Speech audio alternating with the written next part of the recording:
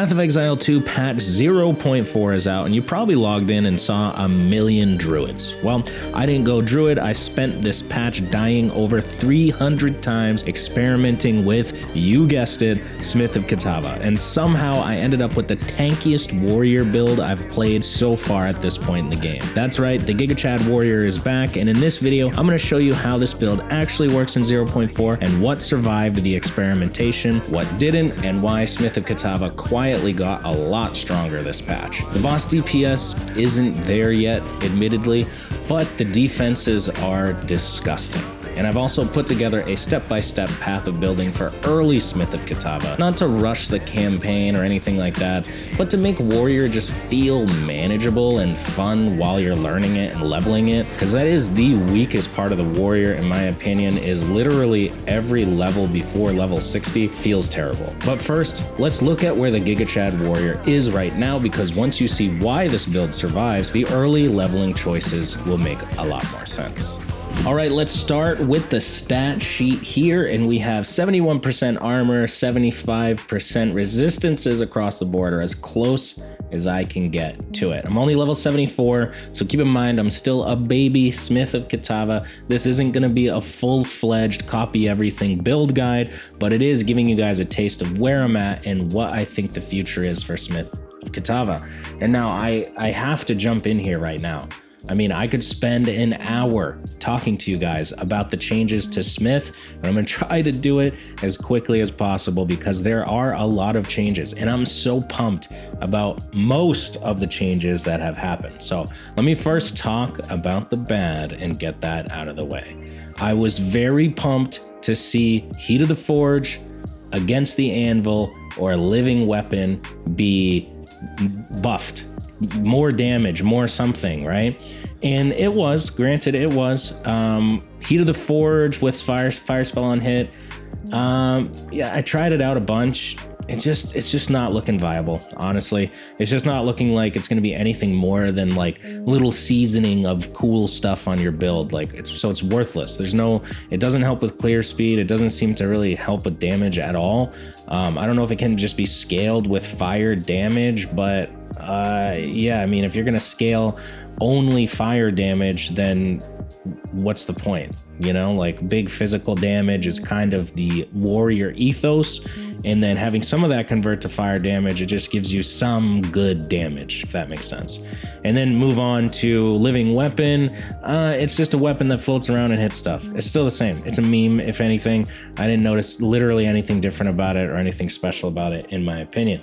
Then we move on to tempered weapon. This was actually kind of nice, in my opinion.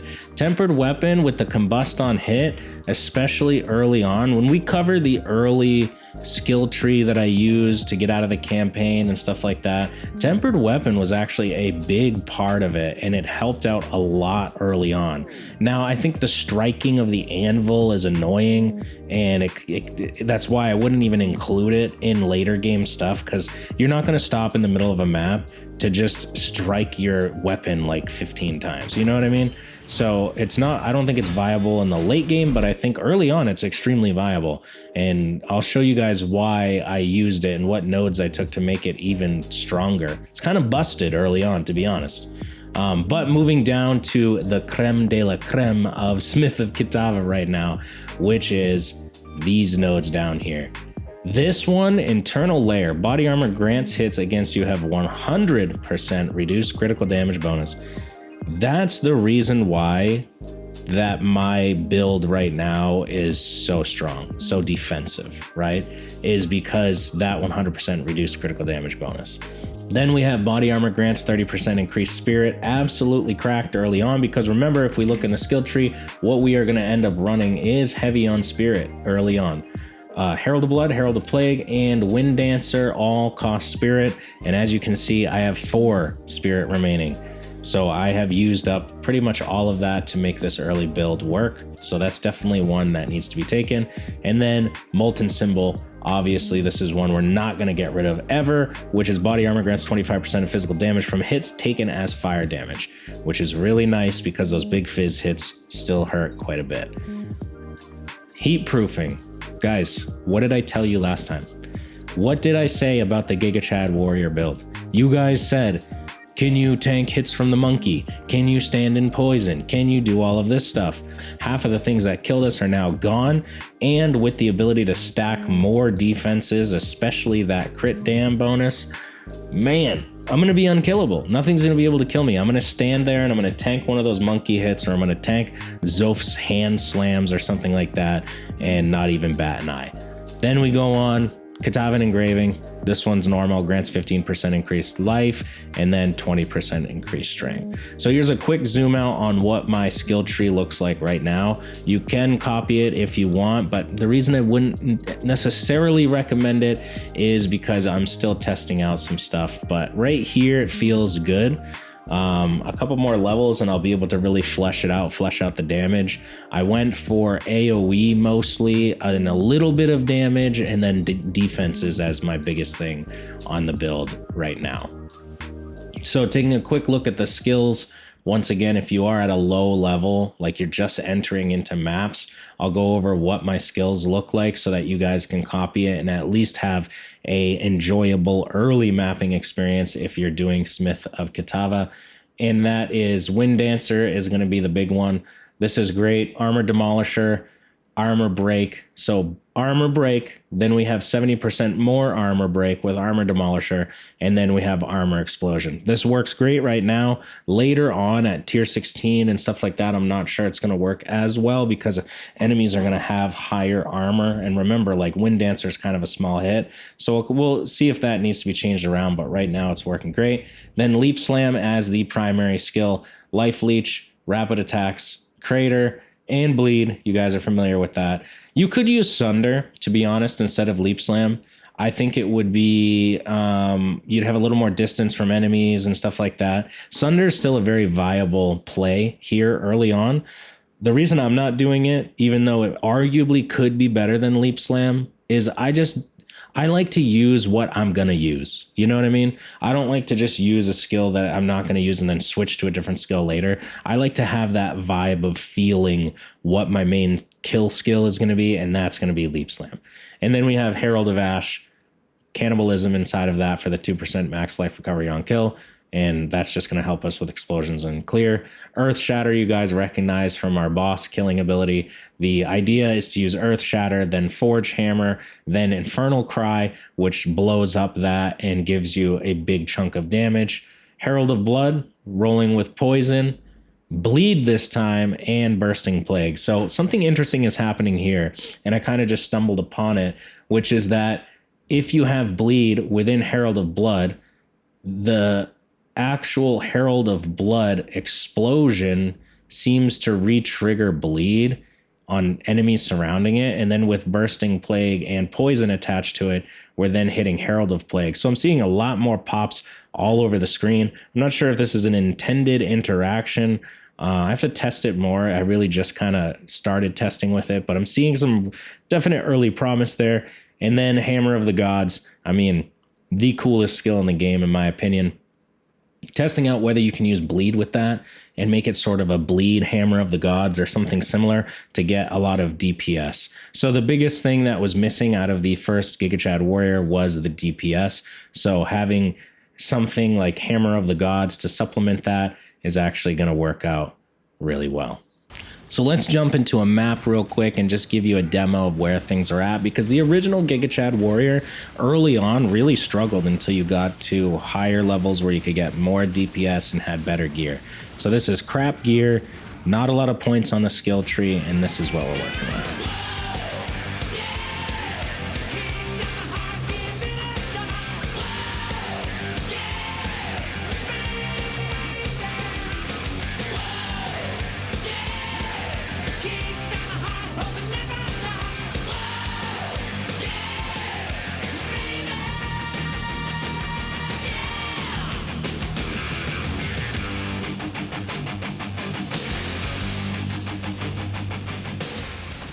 Still got some work to do, but we need to talk about how early Warrior is completely painful because you do not have the access to these Ascendancy nodes yet, so you're not getting that defense. You're mostly just stacking offense, and we're going to utilize something that seems to be pretty busted, at least right now, which is the Wyvern. If we look at the Wyvern form, we can see that the actual auto attack rend of Wyvern is extremely strong. So what you guys are going to do is you're going to start off as warrior, and you're going to take a just low level basic talisman, and you're going to use rend for the entire starting portion of the game. Basically all of Act 1 and into even Act 2 and 3, I use the Wyvern pretty much the entire time.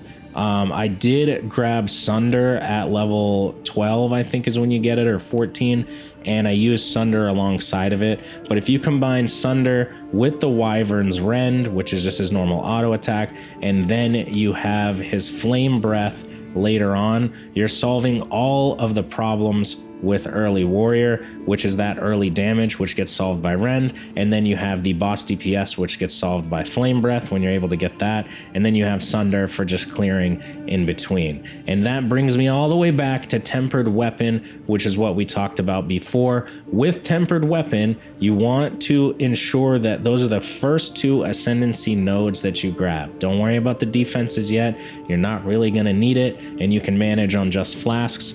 But with tempered weapon, we are getting the combust on hit from every strike that you're doing. So with Sunder, it's already kind of a slower skill. You can increase it with the attack speed support gem, but you have now the ability to combust on hit, which massively increases clear.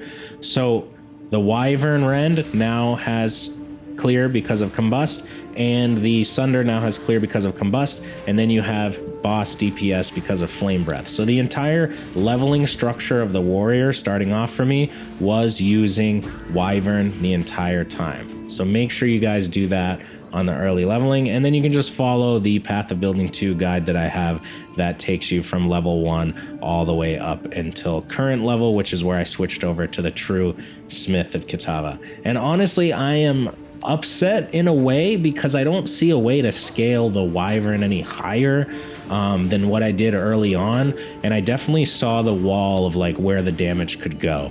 And because of the sacrifice that has to be made in order to make the Wyvern actually work, you end up just becoming like a crappier druid, if that makes sense, and it pulls away from what I think the Gigachad warrior is designed for and what it wants to be, and that is to be the tankiest, most survivable, with extremely good clear and decent boss damage. Like, that's what we're going for with the build, and I think the Wyvern just takes away from that. So around my level now, which is level 72, 73, is when I switched over.